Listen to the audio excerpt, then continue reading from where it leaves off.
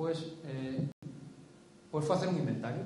La primera labor fue hacer un inventario, decir, bueno, ¿cuántos huesos realmente se hicieron? ¿Cuántos se proyectaron? ¿Cuáles son sus características? Y se cerró esta tabla. Esta tabla va por orden cronológico, del 60 al 70, y los colores identifican las dos grandes familias de huesos que existen.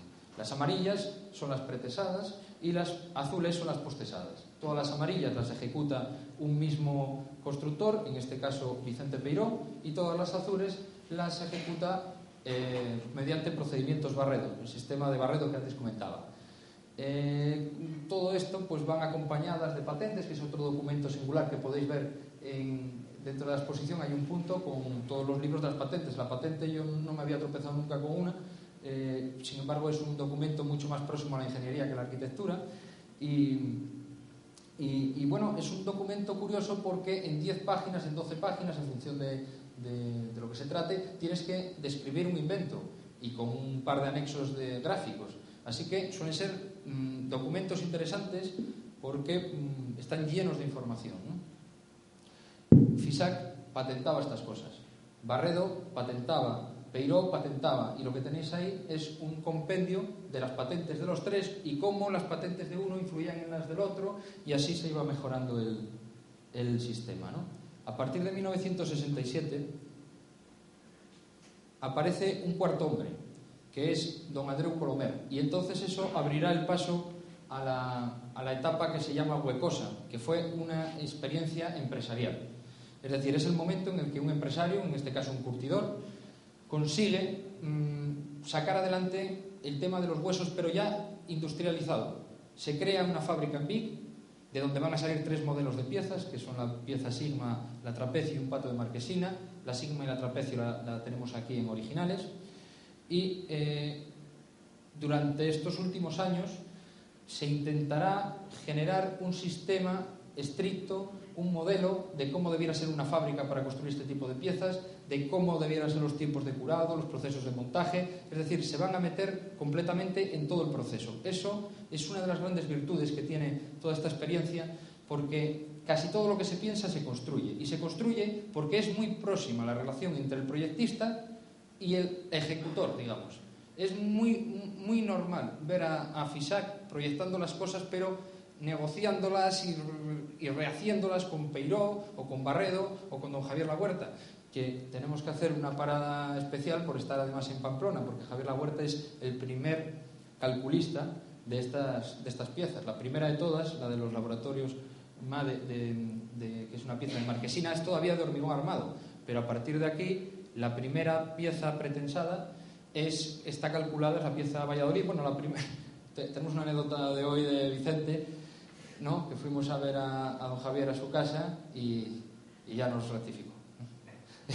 La primera no es de Fisac, ¿no? La primera es una pieza que había hecho con Vicente Peiró, que es la viga cajón.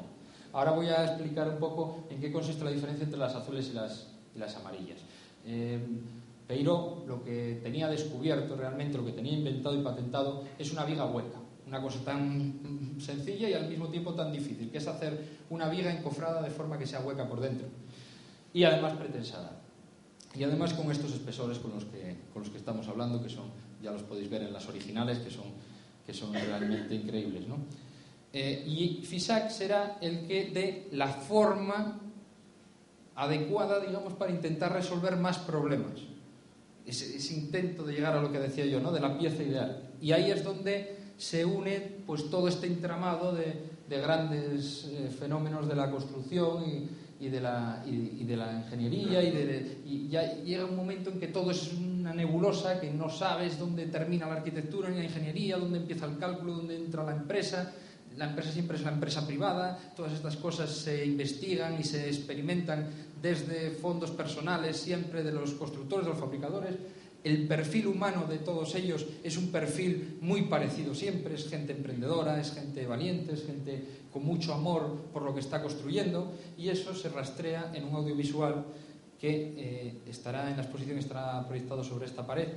Yo no puedo poner aquí el audiovisual y todo porque nos extenderíamos demasiado en el tiempo y de la explicación, pero os aconsejo realmente que lo veáis, porque son 15 minutos en los que los supervivientes de la historia cuentan sus experiencias y cuentan cómo vivieron ellos toda esta experiencia, y cómo era Vicente Peiró, y cómo era el hombre, ¿no? Y cómo era Barredo, y cómo era Fisac en estos años, y cómo se enfrentaban a los problemas, y cómo se mezclaba todo, y cómo lo resolvían en esas juntas que hacían, en esas reuniones, y cómo al final parecía que yo me reunía con la familia de Barredo en Toledo y me parecía estar oyendo hablar de Fisac, o cuando hablaba con Peiró en Valencia me parecía estar oyendo hablar de Barredo, porque realmente había un hilo común en todos ellos, además de un respeto profesional y una amistad tremenda, que los hacía pues eso, partícipes de esta historia, ¿no?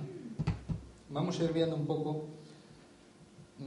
No tengo que acelerar porque es mucho lo que hay que contar y tampoco podemos hablar, pero realmente lo que acabamos de ver es el resumen de toda la investigación. A partir de aquí vamos pieza por pieza destirpando todos los contenidos de cada una de estas piezas. Y lo que hacemos pues es utilizar los métodos actuales de dibujo.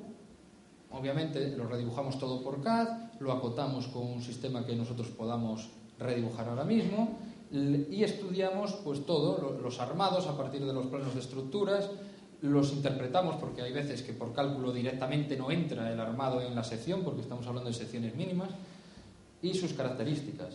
Esta es la geometría, porque es una cosa importante, que es que estas piezas luego se construían, entonces había que explicarla a los encofradores y había que resolver el encofrado de estas piezas.